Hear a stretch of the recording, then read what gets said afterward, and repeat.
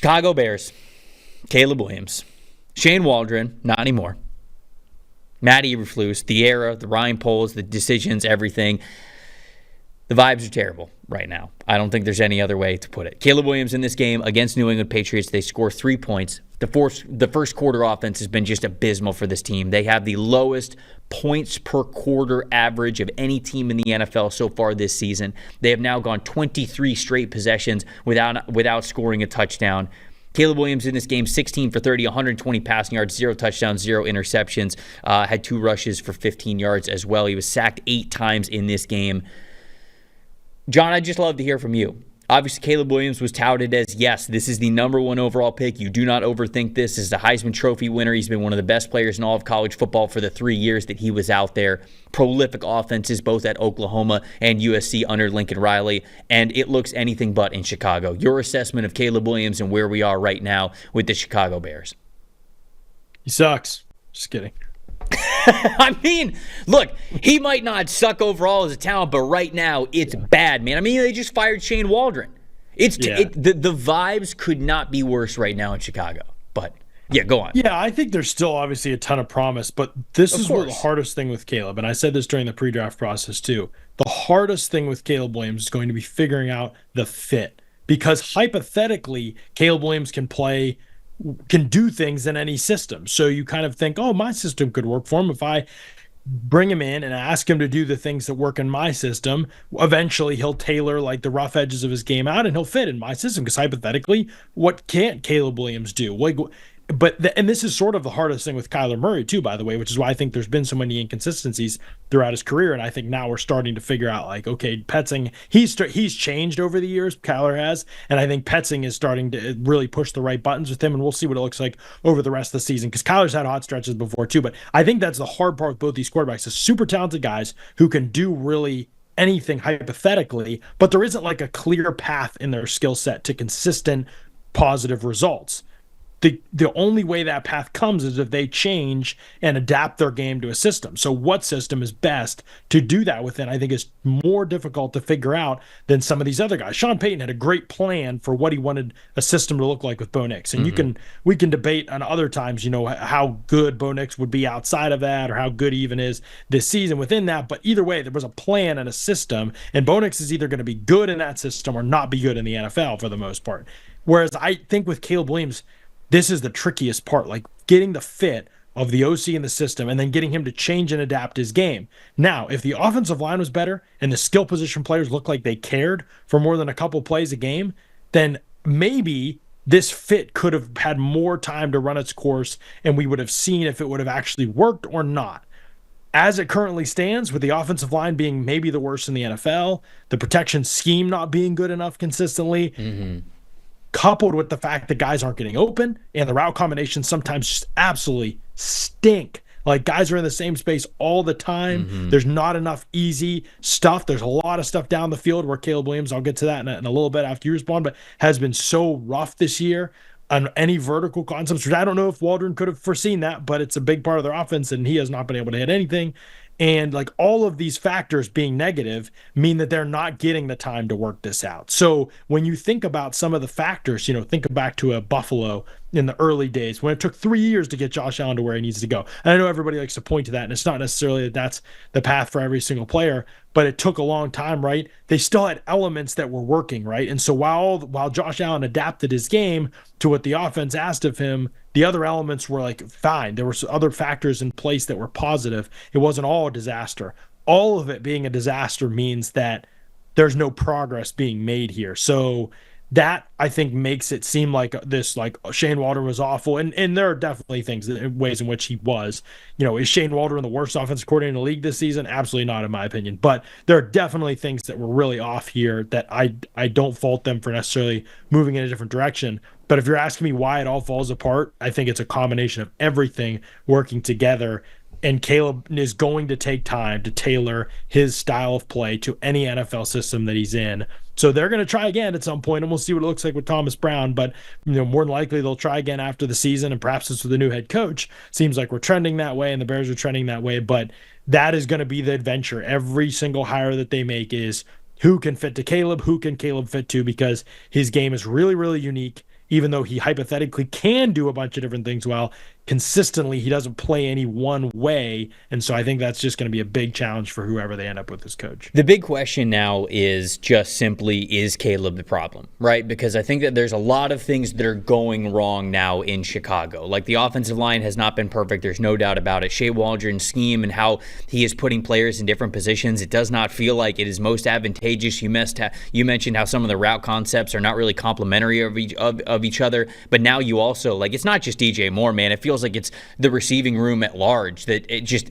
not really caring as much as they could. And I don't mean to say that to like call out effort of players, but it just feels like they're not very bought into what is going on and that it's going to work. So ultimately, the question is now, is Caleb the reason why things have taken a downward spiral? Like, is Caleb the reason why Shane Waldron is just throwing stuff at the wall and trying to see what sticks? Is Caleb the reason why the wide receivers feel like they're not giving it their all for the entire game? Do they just think or know that they're not going to get the football? There were a couple of times this past game where Caleb gets hit and there's no offensive lineman running over to help him up. Like, that happened a handful of times on his sacks and his big hits, and it's like, part of me, sometimes you don't blame him, because on Caleb's first sack that he took of the game, the pocket was more than good enough. He had more than enough time to either find the right receiver, go through his reads and find the right receiver, or escape, give his guy a chance, or throw the ball away, or scramble, or just like pick up a couple of something. And Caleb is more indecisive right now than I've ever seen him. At Oklahoma, at USC, anytime. I've never seen Caleb Williams this indecisive. And I get it. You come from high school and you get in a Lincoln Riley system and everything's sort of wide open. You're just letting it fly. And of course, it's easy to have some confidence when you're lighting up the scoreboard. I understand that. It was always going to be, like you said, a little bit different at the NFL level. But he is not broken beyond repair. I want to make that very clear. But Caleb Williams' mental process right now is broken. There are a handful of times, maybe even more than a handful of times, in last week's game against New England Patriots where it's like, dude, you got to throw that football. Like, it's right in front of you. You're looking at it. Your process is even correct. You saw things in the pre-snap that is like, okay, this is where I'm going. This is my primary read. And if things aren't wide open for him, there are too many times where he does not even give his players a chance. And maybe that's why the wide receivers aren't very happy right now with what's going on. And that's why I ultimately bring back the question, you need to figure out if it's Caleb. Because right now, he is a reason why they're struggling. There are a lot of potential reasons why they're struggling. Obviously, the vibes aren't great because they're losing. But is he the reason why stuff started to go so south this year?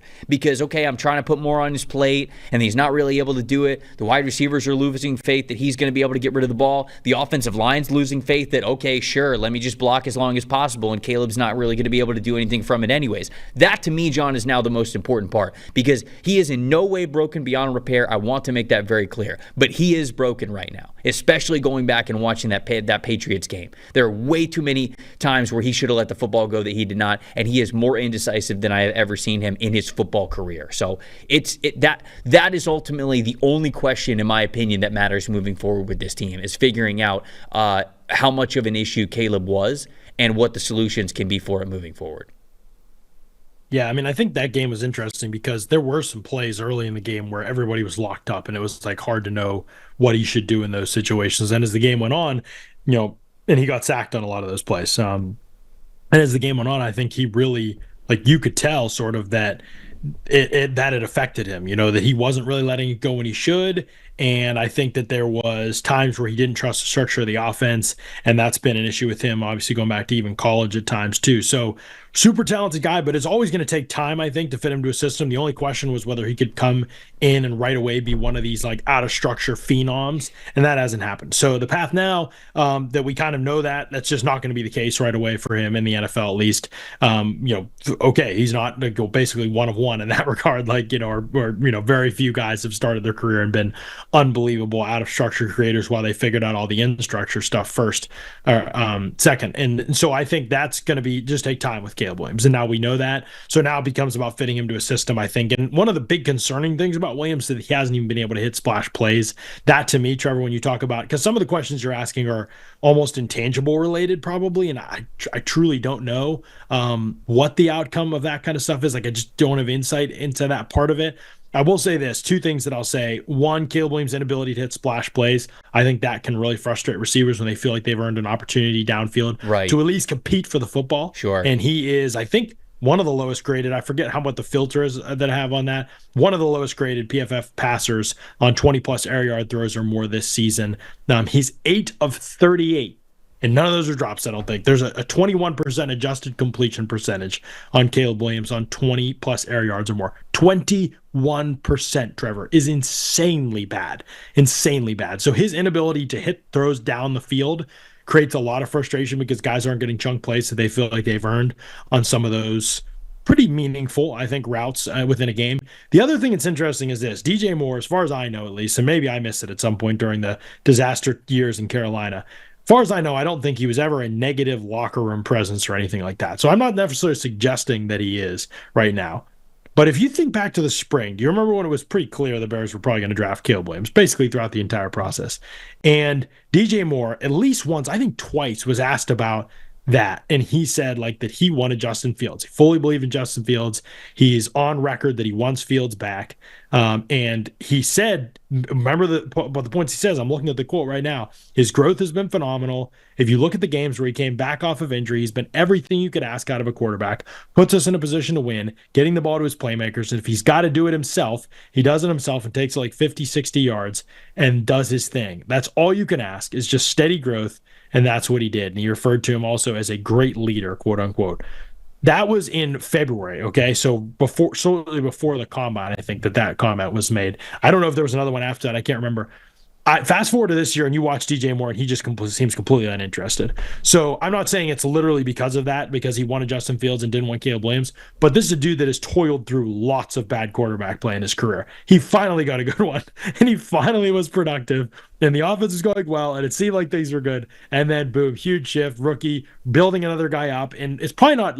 I'm guessing here, like obviously I'm guessing, but it might not be about Caleb Williams. It might just be about, I can't believe him in this situation again. Like I just found a guy who finally had a couple years of experience, was hitting his stride with me, and now I've got to restart everything again.